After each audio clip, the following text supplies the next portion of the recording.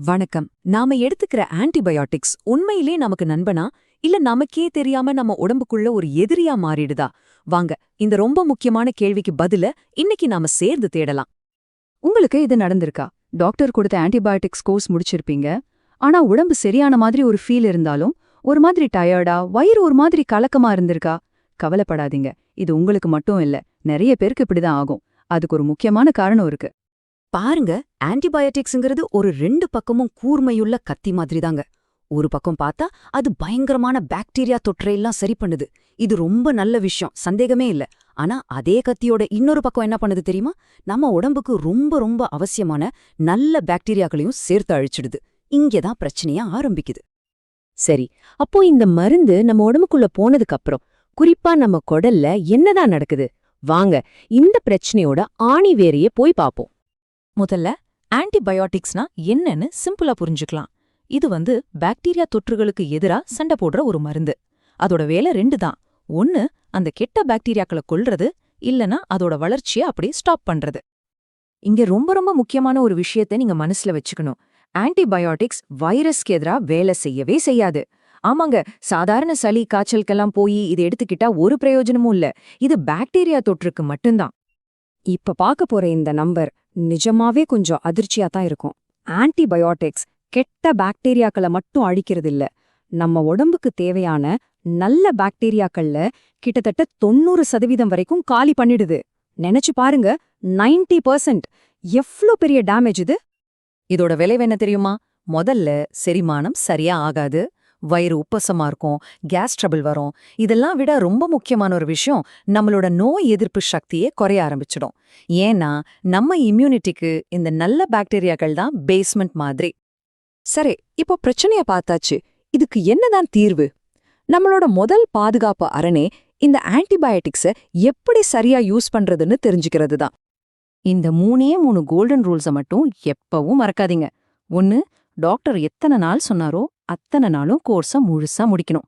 2, கரெக்டான டைம் கேப்ல மருந்து எடுத்துக்கணும். 3வது, ரொம்ப முக்கியமானது, டாக்டரை கேட்காம நீங்களா எந்த மருந்தையும் எடுத்துக்கவே கூடாது. ஓகே, ஒருவேளை ஆன்டிபயோட்டிக்ஸ் எடுத்தே ஆக வேண்டிய ஒரு கட்டாயம் வந்துட்டா அதனால வர டேமேஜை எப்படி சரி பண்றது? அதுக்கு தாங்க ஒரு சிம்பிளான ஆனா ரொம்ப பவர்ஃபுல்லான ஒரு ஃபார்முலா இருக்கு. அதுதான் SRF மெத்தட். வாங்க, அது என்னன்னு விரிவா பார்க்கலாம். இதுதான் நம்ம குடல் ஆரோக்கியத்தை திரும்ப கொண்டு வரதுக்கான ஒரு 3 ஸ்டெப் பிளான். S அப்படின்னா சூத், அதாவது முதல்ல நம்ம குடலை சாந்தப்படுத்தணும். R அப்படின்னா ரீபாப்புலேட், அதாவது அழிஞ்சு போன நல்ல பாக்டீரியாக்களை திரும்பவும் கொண்டு வரணும். F அப்படின்னா ஃபீட், அதாவது புதுசா அந்த நல்ல பாக்டீரியாக்களுக்கு நல்ல சாப்பாடு கொடுக்கணும். இது எப்படி செய்யறதுன்னு பார்க்கலாமா? ரொம்ப சிம்பிள். முதல்ல சூத் பண்றதுக்கு, அதாவது குடலை ஆற்றப்படுத்த இளநீர் இல்லனா வெந்தய தண்ணி குடிக்கலாம். 2வது, ரீபாப்புலேட் பண்றதுக்கு, அதாவது நல்ல பாக்டீரியாக்களை திரும்ப கொண்டு வர நம்ம பாரம்பரிய நீராகாரம் அல்லது மோர் குடிச்சா போதும். கடைசியா ஃபீட் பண்றதுக்கு, அதாவது அவற்றுக்கு உணவளிக்க நார்ச்சத்து நிறைய இருக்கிற காய்கறி பழங்கள் சாப்பிடணும். அவ்வளவுதான். சரி, இந்த SRF முறைய நம்ம டெய்லி லைஃப்ல ஒரு பழக்கமா எப்படி மாத்திக்கிறது? வாங்க பார்க்கலாம். இந்த டேபிள் ரொம்ப கிளியரா சொல்லுது பாருங்க. என்ன சாப்பிடலாம்? நீராகாரம், முழு தானியங்கள் எடுத்துக்கோங்க, நிறைய தண்ணி குடிங்க, நைட் சாப்பாட்டு சீக்கிரமா முடிச்சிடுங்க. எதையெல்லாம் தொடவே கூடாது? சர்க்கரை, பிஸ்கட், நூடுல்ஸ் மாதிரி ப்ராசஸ்ட் பண்ண உணவுகள், அப்புறம் ரொம்ப காரமான சாப்பாடு. ரொம்ப முக்கியமா அவசரமா அள்ளி போட்டு சாப்பிடவே கூடாது.